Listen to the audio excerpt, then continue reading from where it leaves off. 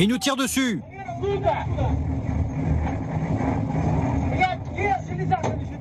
Il y a du métal sur la route.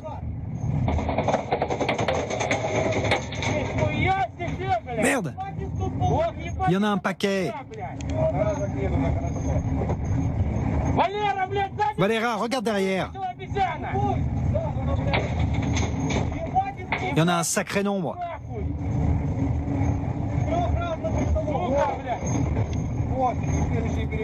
C'est au prochain croisement. La rue est pleine de pourris.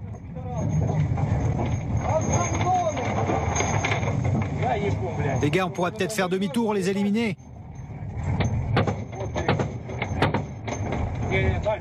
C'est ce croisement-là.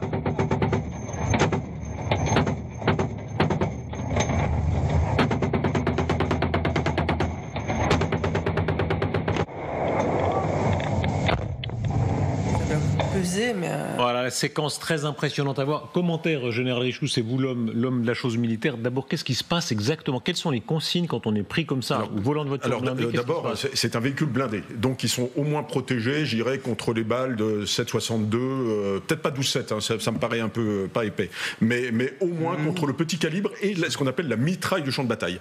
Alors, quand vous êtes pris comme ça sous le feu de l'ennemi, à partir du moment où c'est ce genre de munitions contre lesquelles vous êtes protégé, les roues, en général, sont increvables ou elles crèvent, elles sont alvéolées, etc. Donc il faut le plus vite possible, il faut sortir de la zone, il faut tracer. C'est la règle, ça, il faut foncer. Il faut foncer parce voit qu'ils vont extrêmement vite, effectivement. Ceux qui ont, moi j'ai été dans les chars, vous savez, essayer de suivre une cible mobile qui roule à 50 ou 70 km/h, c'est très très difficile. Donc là, la seule chose à faire, c'est accélérer et sortir de la zone de feu. Oui, ça c'est une consigne générale. Je me rappelle Marou, le chauffeur de Gaulle, qui l'attentat du Petit Clamart, au Petit Clamart, c'est même avec tous les pneus crevés, il faut jamais s'arrêter. Les pneus crevés, ils continuent. Voilà. C'est tout à fait juste. C'est-à-dire que c'est ce qu'ils expliquent. Ils se font tirer dessus par des Russes avec des fusils, donc du calibre 7,62, et donc ils savent que les Russes ne vont pas les tuer, par exemple, immédiatement s'ils sont dans une embuscade. Mais c'est une situation qui reste quand même délicate, et c'est pour ça qu'il faut se dépêcher pour pouvoir sortir le plus rapidement possible. Après, on le voit à la fin de la vidéo, il s'arrête parce qu'en fait, il y a une tourelle au-dessus avec un canon plus lourd pour pouvoir tirer sur les ennemis, et c'est pour ça que d'ailleurs le militaire avec la caméra à un moment ouvre la porte pour lui aussi rendre quelques coups aux Russes. C'est révélateur d'un terrain où vraiment on se bat pied à pied, ou en tout cas kilomètre par kilomètre. C'est vraiment une guerre que le général Richoux l'expliquait tout à l'heure. Il n'y a pas des avancées décisives de la Russie, mais il y a des avancées considérables pied à pied, petit à petit. Ça, c'est la particularité, parce qu'en fait, d'un côté, il y a un front qui ne bouge presque pas énormément depuis 2 ans et demi, bientôt 3 ans, et en même temps, c'est un front qui bouge localement du point de vue opérationnel. Surtout pour les Ukrainiens. Les Ukrainiens sont beaucoup plus mobiles que les Russes, parce que les Russes, ça leur manque. Déjà, il leur manque des véhicules, parce que les Russes actuellement, au lieu de ces véhicules, ils ont des motocyclettes, et donc ça devient de moins en moins possible pour les Russes. Mais en revanche, eux, ils ont la puissance de feu, ils ont des bombes planantes, ils ont de la grande artillerie, et donc les Ukrainiens, ils sont obligés en fait d'être mobiles. Justement, plus ils sont mobiles, moins ils sont vulnérables par rapport à ce feu. Qu'est-ce qui est en train de se passer en termes géographiques? D'abord, cette ville de Selidové, regardez une des images emblématiques de ces avancées russes, encore une fois relatives, mais qui sont là. Oui. Le drapeau russe hissé sur Selidové. On va regarder la carte. Pardon? Je ne sais pas si elle est prise complètement. Non, ils sont juste rentrés dans la ville. Ils sont juste rentrés dans la ville.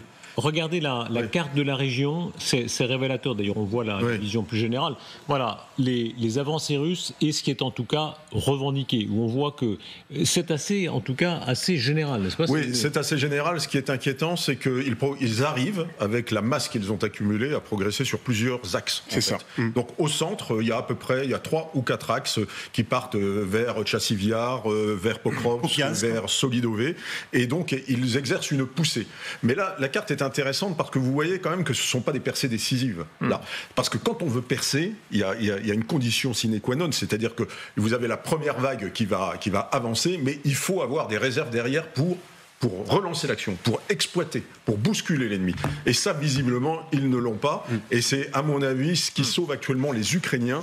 Et donc, ce qui fait que ça reste des avancées limitées. Mais depuis 6 mois, effectivement, ça fait 40, 50 kilomètres à certains endroits, malheureusement. Mais il faut dire que ces avancées, elles sont quand même très très coûteuses. Et ça, c'est tout à fait vrai, parce que j'ai discuté hier avec un ami à moi qui est dans la 93e brigade, qui est justement présente sur le front de Selidové. Et ce qu'il m'a dit, c'est que ça faisait 3 semaines qu'ils étaient à Selidové. Ils ont dû quitter la ville parce que justement les Russes continuent à avancer, mais que sa partie de l'unité qui a passé du temps avec lui pendant 3 semaines, ils ont infligé 800 pertes aux Russes, et ils parlent seulement des morts, pas de blessés, mais des morts. Des blessés, il y en a encore plus. Ce qui est tout à fait vrai, c'est que la situation autour de Pokrovsk est compliquée, parce que quand on regarde en fait à l'est de Pokrovsk, on a la ville de Mirnograd, les Russes sont juste aux portes de la ville, et quand on regarde au sud de la ville, c'est un autre axe, on voit ce qui se passe à Selidové, ils ont réussi à franchir encore une autre porte, une autre entrée vers Pokrovsk, qui est celle de Selidové, et la situation va malheureusement seulement se dégrader. Autres images, on est toujours dans cette même région, celle dont vous parlez, Cyril, la région de Pokrovsk. Là, en l'occurrence, c'est le matériel ukrainien qui est visé par les Russes. Ça, c'est votre spécialité, ce sont des chars. Là, je vois un char qui fume, mais alors il y a trop de fumée pour savoir ce que c'est. Là, véritablement, oui. Donc là, il y a des chars qui ont été. Je vois au moins un char, et il va y avoir un blindé d'accompagnement d'infanterie à côté. Donc oui, mais ça, ce sont les pertes normales à la guerre. Je veux dire, on peut pas, en voyant 2 blindés, dire ils sont en train de gagner ou ils sont en train de perdre. On voit bien aussi que ce sont des découverts. Les découverts, on est très sensible aux découverts dans les chars. On accélère dans les découverts. On ne s'arrête jamais dans les découverts. Et c'est là qu'ils se font taper. Dès qu'on est obligé de franchir un découvert, et regardez le champ. On devient beaucoup plus vulnérable. L'immensité de ce front, qui est consommateur en hommes, on va y revenir, en munitions, en obus. On va parler dans un instant non seulement des soldats nord-coréens, mais des obus nord-coréens, des millions d'obus nord-coréens qui sont livrés. Regardez, là on est dans une autre région, c'est le Toretsk, dans les tranchées, là aussi, pas très loin. À l'orée de l'hiver, continuent des combats, là, on est plus vraiment de tranchées. Oui, vous en avez été témoin. Oui, j'ai été à Toretsk en 2022 d'ailleurs.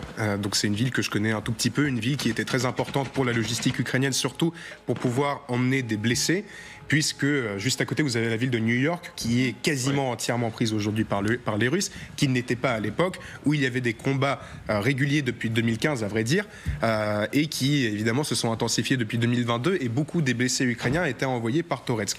Aujourd'hui c'est une ville qui est déjà en partie aussi occupée par les Russes, non pas à moitié, mais quand même à un pourcentage assez important. Et ce qu'on voit, ce sont des combats typiques qui ont lieu depuis 2 ans et demi. Le vrai problème, c'est que les Russes, ils ont réussi à avoir en grande quantité des armes comme les CAB. Et les CAB, ce sont les bombes planantes que les Ukrainiens n'ont pas. Cyril, n'ont pas tout simplement. Alors que les Russes, c'est une arme redoutable qu'ils utilisent. Regardez bien les images qui vont suivre. Elles sont vraiment saisissantes. C'est cette ville de Toretsk, une ville de 30 000 habitants, une petite ville, mais qui est vraiment détruite, anéantie. Ces images-là, qui rappellent des images de la Seconde Guerre mondiale, des images de Stalingrad ou autres, elles rappellent évidemment aussi simplement à l'échelle de l'Ukraine, Mariupol, Bakhmut et beaucoup d'autres. Voilà. Samantha, quand vous qui êtes souvent avez appelé à un sursaut plus rapide, sursaut n'a pas eu lieu occidental, voilà le résultat. Mais ce sont des images, c'est la honte de l'Occident de voir ces images, parce que ça fait 3 ans que l'Ukraine demande à pouvoir se défendre, comme nous avons évoqué tout à l'heure, à se défendre comme Israël est autorisé à se défendre, et ça fait 3 ans que l'Occident, à compte-gouttes, dit oui, mais non, mais oui, mais non. Et le résultat, c'est ça. Et une chose que je voudrais juste, si vous permettez, de parler des réalités du terrain que Vladimir Poutine évoque à Kazan. La réalité du terrain, c'est que les 4 oblasts qui sont maintenant légalement partie de la Fédération de Russie ne sont pas sous occupation russe. Il n'a même pas réussi à avoir l'entièreté de l'oblast de Luhansk. 99%. Donc oui, il avance lentement. Mais 2 ans après les référendums pour incorporer ces oblasts dans la Russie, ils ne sont pas sous contrôle russe. Et comme c'est Cyril qui l'a dit, ces avancées, elles sont à un coût humain absolument terrible. Et c'est pour ça, comme nous allons l'évoquer bientôt dans l'émission, que Poutine a besoin d'hommes et il va les chercher ailleurs. Il faut... Bien évidemment, quand on lit votre question, Donbass prête à tomber dans les mains de Poutine. Là, c'est très dramatique, mais la carte que vous avez montrée tout à l'heure, entre Avdiivka et l'autre village qui était Pokrovsk, qui est à côté. Avdiivka, c'est une ville qui a été détenue par les Ukrainiens en 2015. Ça veut dire, les Russes ont commencé à pousser en 2022, et ils ont progressé de 10 km en 3 ans. Ça veut dire qu'il ne faut pas non plus exagérer ce truc-là. Ça veut dire que à vitesse, vous voyez, entre Solidove et Avdiivka, c'est 7 km. Donc ça veut dire que c'est pour vous donner que ces 7 km, les Russes ont pris en un an. En un an. Et en plus, si on prenait une vision un peu plus globale, on voit quand même, et ça je parle sous le contrôle du général Richoux, on a l'impression que les Russes se sont donné l'objectif, 5 novembre, et pousser justement dans ces directions-là pour arriver, parce que c'est là, il leur reste une vingtaine ou 25 kilomètres jusqu'à la frontière de la région de Donbass. Je pense que c'est exact, mais ça fait 6 mois qu'ils le font là. Donc voilà, ça fait véritablement 6 mois qu'ils le font. Ils veulent aligner leurs frontières vraisemblablement sur l'annexion des 4 oblasts qu'ils ont à raccracher à la Fédération de Russie. Voilà, je crois que et là, il pourra annoncer une victoire. Alors bien entendu, après, Vladimir Poutine nous dit, on négocie bien entendu sur la base de ce qui a été conquis.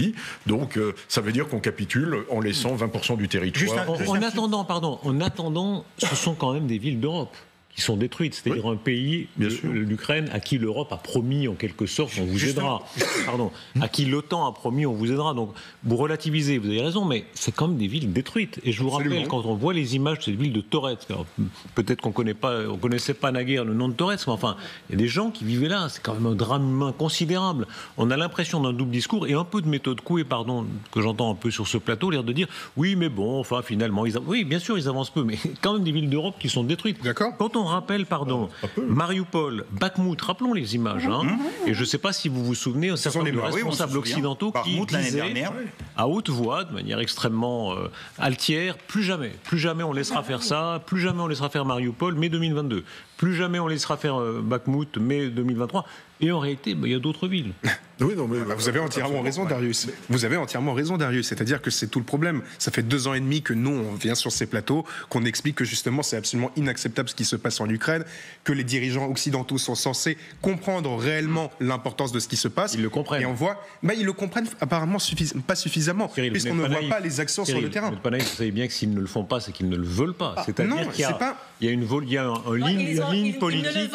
Ils ont peur de la défaite de la Russie. Je suis entièrement d'accord avec vous. Ils savent très bien ce qui se passe en Ukraine. Ils ne le veulent pas. J'ai travaillé au sein de l'OTAN. À un moment donné, je m'occupais des relations OTAN-Ukraine.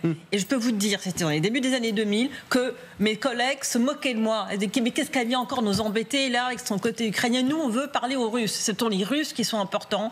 En plus, quand les Russes commencent à brandir leurs armes nucléaires et à faire peur à tout le monde et que les Américains commencent à trembler dans leurs chaussures, eh bien, évidemment, l'Occident voudrait que cette guerre n'existe pas. Il voudrait que l'Ukraine n'existe pas et qu'on en finisse. Mais il y a une espèce de prise de conscience parce que l'opinion... Ils comprennent la réalité du terrain. Je me permets de vous rapporter des propos que j'ai entendus de diplomates, notamment français ou allemands encore ces derniers temps, disant, ils regardent les images de Kazan et ils disent, dans 5 ans, peut-être que Poutine sera toujours là. Zelensky, on n'est pas sûr. Zelensky, un autre pouvoir sera là, un autre accord sera là, etc. Tandis que la puissance russe, dans leur esprit, peut-être se trompe-t-il. C'est justement ça qui est absolument scandaleux actuellement. C'est que vous avez le secrétaire général des Nations Unies qui est allé voir Poutine, qui a refusé d'aller à la conférence sur la paix en Ukraine et en Suisse. Et donc, et Poutine, quand il dit la réalité de terrain, ça veut dire que moi, puissance nucléaire, j'ai attaqué mon voisin et maintenant je vous impose cette réalité et vous serez obligés de l'accepter. C'est ça le truc. Et donc à un moment donné, la communauté internationale doit se dire, si on respecte les relations internationales, la Charte des Nations Unies, on laisse tout bandit prendre sous le couvert des armes nucléaires n'importe quoi. C'est ça la question. Et donc que fera-t-on avec l'Iran par la suite ? Va-t-on se coucher aussi face à l'Iran? C'est aussi la question. Ou à la Corée du Nord. On peut continuer comme ça longtemps. Et du coup, c'est quand même le procès que Vladimir Poutine nous fait en double standard et en double langage. Si effectivement nous faisons la démonstration de notre incapacité à appliquer ce à quoi nous nous sommes engagés, alors je pense qu'on va se décrédibiliser encore plus. Et en interne, on va aussi perdre en crédibilité. On aura de plus en plus de Français qui diront, finalement, moi aussi je suis intéressé par des hommes ou des femmes politiques qui sont beaucoup moins sympathiques en parole, qui ont beaucoup moins de bonnes intentions, mais qui peut-être sont fidèles à leurs engagements. Tout à fait. Et c'est un véritable défi aussi en interne pour la France. Les Occidentaux comprennent ce qui se passe en Ukraine, mais en termes de réalité sur le terrain. Mais ils ne comprennent peut-être pas forcément quelles sont les conséquences si on laisse cela perdurer. C'est ça que j'essaie de dire. Et à mon avis, c'est ça le problème, c'est que 2 ans et demi plus tard, nous avons toujours des dirigeants occidentaux qui ont effectivement de très beaux discours, qui font de très grosses promesses, mais qui finalement, dans les faits, ne semblent pas indiquer qu'ils comprennent quelles seraient les conséquences pour nous, Européens, par exemple. Il y a plusieurs réponses à ça. D'abord, c'est vrai qu'on a une tendance à pousser la bosse des emmerdes devant nous sans résoudre les problèmes. C'est vrai en économie, c'est vrai partout, et c'est vrai aussi en relations internationales. C'est ce que disait Henri Queuille. Il disait il n'y a pas de problème si important que le simple fait d'attendre ne le résolve pas. Voilà, ne le résolve pas. La deuxième chose, ça vaut aussi dans les entreprises. Qui nous dédouane un tout petit peu, c'est qu'on est des démocraties. On l'a déjà dit 25 fois, et les démocraties ne décident pas de manière verticale, du jour au matin, etc. C'est plus compliqué. Et on agit en coalition, alors que Poutine, lui, il est tout seul. Général, on pourrait faire plus. Vous savez que moi, on choisit d'ouvrir ou de fermer les yeux. La France a livré des armes à l'Arabie Saoudite qui détruisaient des villes entières au Yémen, qui ressemblaient aussi à ça. Non, on a des chars Leclerc qui n'étaient pas faits pour servir au Yémen et dont ils se sont servis au Yémen. Non, mais d'accord. À la décharge de la France, les Houthis ne sont guère plus sympathiques. C'est sûr et certain. Je ne dis pas qu'on est vertueux. Mais je veux dire, de façon générale, une certaine lenteur. Voilà, la lenteur, elle est ça. Et alors, il y a tout ce phénomène, et il y a aussi le phénomène qu'on n'est pas en économie de guerre et qu'on n'a pas des économies qui aujourd'hui produisent 3 millions de Regardez encore cette image. Sur la réalité, pendant ce temps, des gens se battent sur le terrain. Quoi qu'on pense de l'efficacité ou non des Occidentaux, des scènes qui illustrent ça. Là, ce sont ces légions de volontaires russes qui combattent côté ukrainien. Regardez, c'est un peu les moyens artisanaux, si j'ose dire. Ça transparaît très bien dans cette séquence.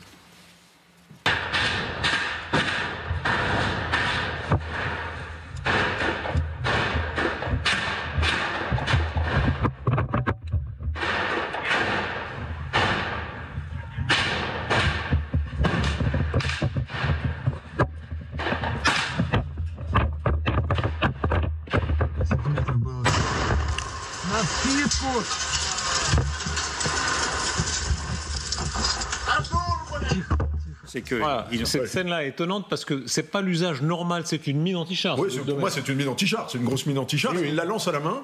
Alors normalement, un plateau, il faut 150 kg de pression pour que ça parte. Mais là, ils ont peut-être bricolé l'affaire.